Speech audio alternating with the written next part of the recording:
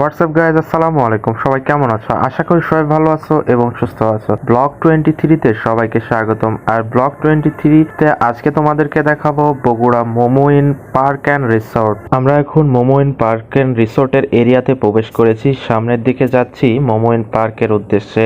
Resort পার হয়ে পার্কে যেতে হবে, তারপরে আমরা রিসোর্টে আসবো।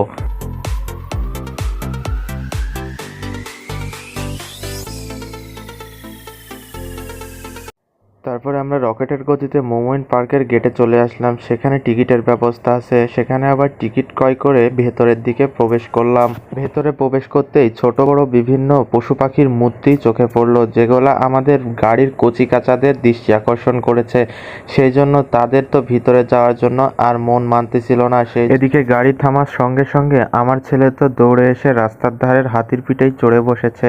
ভিতরে যেতে একটু সময় লাগতেছে, সেই জন্য তার আর মন মানতেছিল না। ভিতরে ঢোকার টিকিট মাত্র 10 টাকা। 10 টাকা দিয়ে টিকিট কেটে খায়রুলকে তার গুরু দায়িত্ব বুঝিয়ে দেওয়া হলো। তার দায়িত্ব ছিল 2 কচিকাঁচা সামলানো। সে তার দায়িত্ব বুঝে নিয়ে তাদেরকে নিয়ে ভেতরে ঘুরতে আরম্ভ করে দিল। পার্কের মাঝখান দিয়ে সুন্দর একটি রাস্তা আছে, আর এই রাস্তার 2 সাইড দিয়েই সবকিছু অবস্থিত। সেই জন্য আমরা সেখান থেকে বেরিয়ে গাড়িতে চড়ে বসলাম, গাড়িতে করে পুরো পার্কটা ঘোরার উদ্দেশ্যে।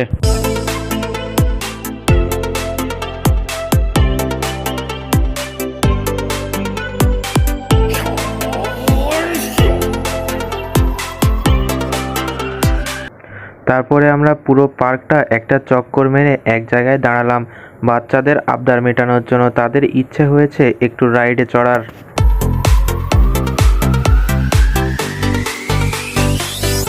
এদিকে বাচ্চাদের বিনোদনের মাঝে আমিও একটু সিনেমাটিক শট নিয়ে নিলাম সুযোগ পেয়ে।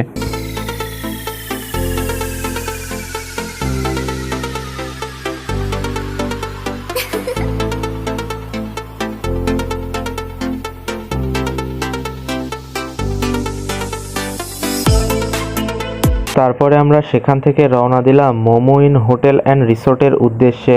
সুন্দর একটা গেট অতিক্রম করে ঢুকতেই মনটা তো ফুরফুরা হয়ে গেল। এত সাজানো গোছানো পরিপাটি স্থান না দেখলে বিশ্বাস করার মতো নয়। মনে হচ্ছে বাংলাদেশে নয়, মনে হচ্ছে আমরা বাহিরের কোনো স্মার্ট রাষ্ট্রে প্রবেশ করেছি।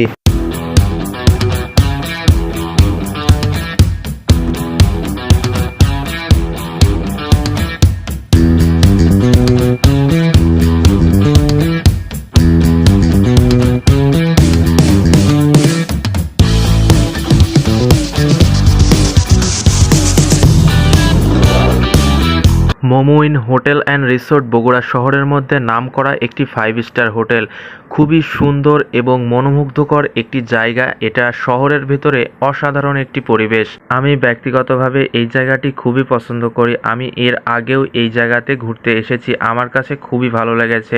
আপনারা যদি কেউ আসেন অবশ্যই ভালো লাগবে, আমি এটা গ্যারেন্টি দিয়ে বলতে পারি। কারণ দেখার মতন শহরের ভেতরে অসাধারণ একটি পরিবেশ। বগুড়াতে অনেক জায়গা আছে পর্যটক স্থানের ভিতরে, তার ভিতরে এই জায়গাটি আমার কাছে অনেক বেশি ভালো লেগেছে।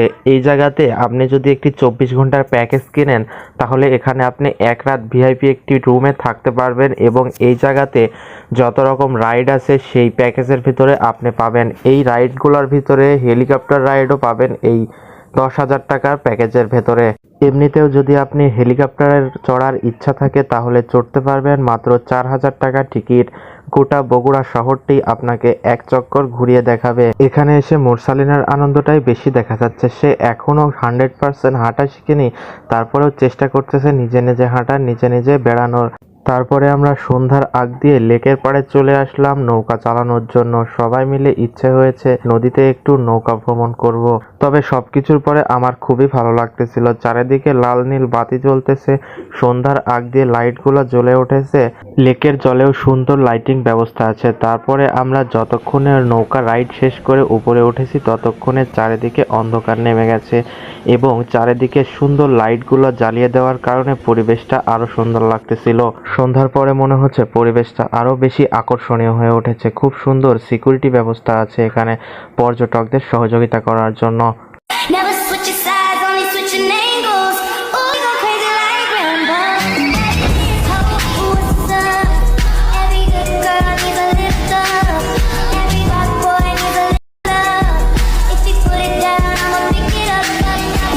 তারপরে আমরা মোমোইন ঘোরাঘুরি শেষ করে সেখান থেকে রওনা দিলাম বগুড়ার জনপ্রিয় একটি রেস্টুরেন্ট পিস অ্যান্ড বারের উদ্দেশ্যে। আজকের ভিডিওটি এ পর্যন্তই, দেখা হবে নেক্সট ভিডিওতে। সে পর্যন্ত সবাই ভালো থাকবেন, সুস্থ থাকবেন। আসসালামু আলাইকুম।